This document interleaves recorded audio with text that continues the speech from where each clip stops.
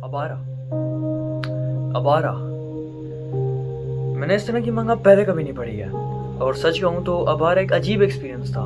Dialogues इतने कम हैं कि पहले लगता है कि जैसे कहानी मिसिंग है भाई, पर जैसे जैसे तुम पेजेस पढ़ते हो वो साइलेंस खुद ब खुद बोलने लगती है। ये मांगा लिटरली एक साइलेंट स्क्रीम होती है जहाँ हर पैनल चिल्लाता है पर आवाज नहीं आती।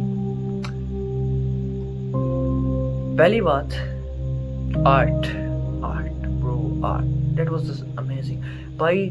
नीहे का आर्ट इंसेन है। एक मोमेंट पे मुझे लगा जैसे बर्जर्क और ब्लेम दोनों एक जगह फ्यूज हो गई हो।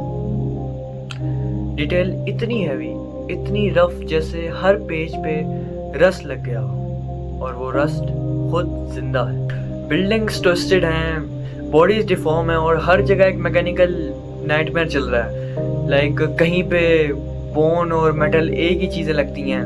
फिर आता है वर्ल्ड भाई। वर्ल्ड, अबारा का वर्ल्ड इंसेन है भाई। और अबारा का वर्ल्ड समझना आसान भी नहीं है। पहले 2 चैप्टर्स तक तुम्हें लिटरली लॉस फील होगा कि कोई क्लियर एक्सप्लेनेशन ही नहीं है, डायरेक्ट डायलॉग्स नहीं है, बस कांस्टेंट एम्प्टीनेस है, समझ आ नहीं रही है। लेकिन यही उसकी ब्यूटी है भाई। ये कन्फ्यूजन ही तुम्हें उस वर्ल्ड में खींचती है, जैसे तुम्हारा दिमाग खुद एक मशीन बन रहा होता है धीरे धीरे।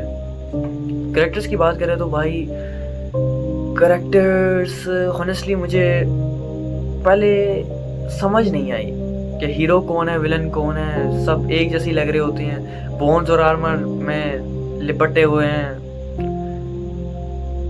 कोडे डेंजी, जो मेरे को सही नाम याद, डेंजी नाम था, डेंजी याद है, चेंसो वाला मेरे को।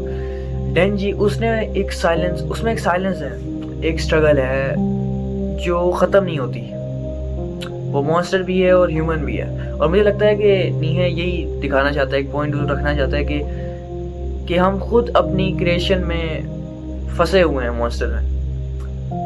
Like how can I describe, कि हम खुद अपनी क्रिएशन में फंसे हुए हैं, मॉन्स्टर हैं।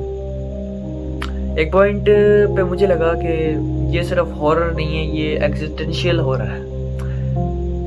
वो टाइप जो अंदर से खा जाता है। अबारा में मॉन्स्टर सिर्फ शरीर नहीं खाते। अबारा में मॉन्स्टर सिर्फ शरीर नहीं खाते, वो मीनिंग खा लेते हैं। और जब तुम लास्ट पेज तक जाते हो तुम्हें कोई क्लियर एंडिंग नहीं मिलती। तुम बस एम्प्टी फील कर रहे हो तो कि भाई हो गया हूँ भाई मैं तो। बस एक फीलिंग मिलती है कि शायद इंसान का रियल हॉरर उसके अपना क्रिएशन है। और ऑनेस्टली आर्ट लेवल पे चुमेश्वरी भाई, ये मांगा बर्जर के बराबर खड़ी होती है मेरे उसमें। ठीक है भाई, गाली नहीं देना मेरे को, लेकिन मुझे आर्ट बहुत प्यारी लगी कसम से। डिफरेंट वाइब पर सेम सोल, क्यों स्ट्रक्चर और इमोशन का मिक्सचर। बर्जर्क ह्यूमन पेन है और अबारा मैकेनिकल साइलेंस है, पर दोनों में एक बात कॉमन है, मैडनेस।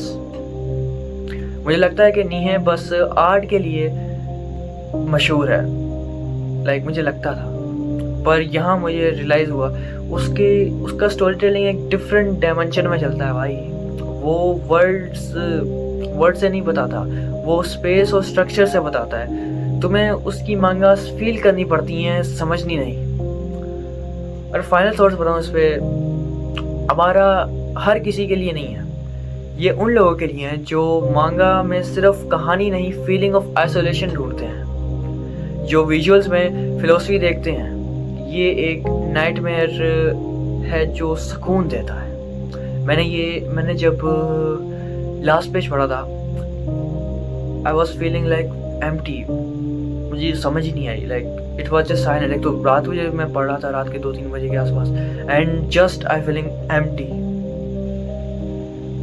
अगर तुम्हें अबारा नहीं पढ़ी और तुम्हें बर्जर्क, ब्लेम या डार्क लोनली मैकेनिकल वर्ल्ड्स पसंद हैं तो भाई ये मांगा ज़रूर ट्राई करना।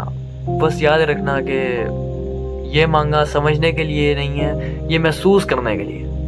मुझे तो बहुत मज़ा आया पढ़ के। एंड द लास्ट वन, अबारा isn't about human fighting, it's about humans becoming